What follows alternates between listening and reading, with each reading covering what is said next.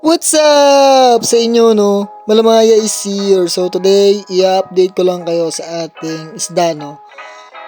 Nasa may bagyo ngayon, guys. So, gagawin natin sa mga isda is hindi natin sila papakainin, no? So, ito nga pala yung ating mga akre. No, ayan guys. Yung iba dyan, molting na, mga ribbon din. Tapos AFR natin, guys.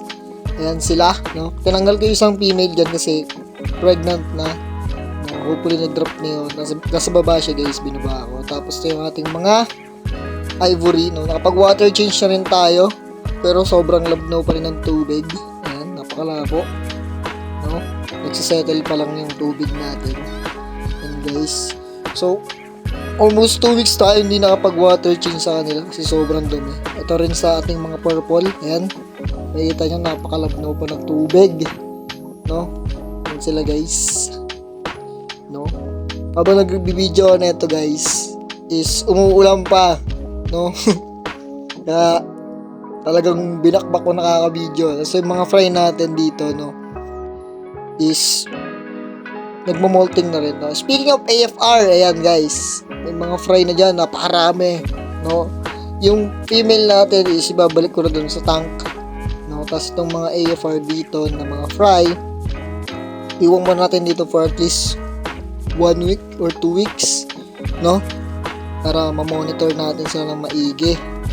And titignan natin kung may mga reject ba, no? Kasi dito nakikita pag sa AFR kasi guys, matagal ang molting, no? Lalo na pag male, coconut. Tapos dito naman, no? Speaking of pride din, ayan, may purple na naman tayo na pride. Aray ko po. Napakarami, no? Tapos itong mga fry na to, baka ibaba ko na to sa black tab. Sobrang dami. Basta masamahin ko na sila doon ng mga purple din ng mga fry, no? Para makapag-sorting din tayo ng maayos at lumaki sila ng payapa. Kasi baka jambulan sila doon sa isang tank lang, no? So, kita nyo naman yung diferensya ng size nila, di ba?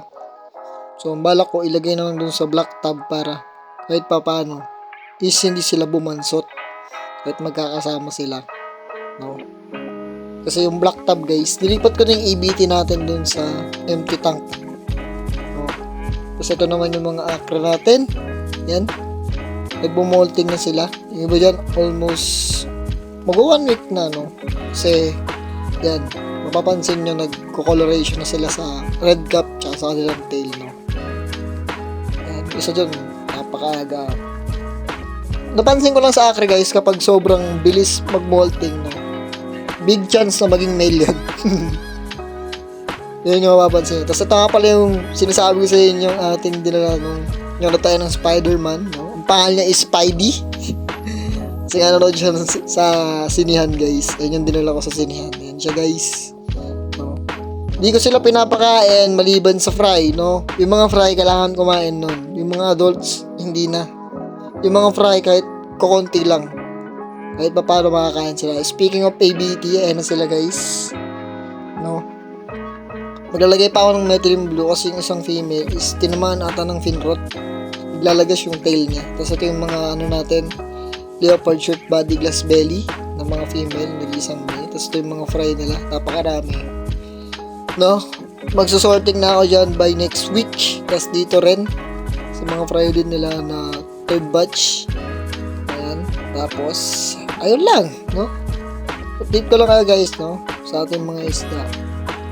Ayun lang guys. Sana na-enjoy nyo itong video na to, no? Wala na lang pag-video, no? Bagang umaga. Ayun lang. Malamaya is out. Peace out.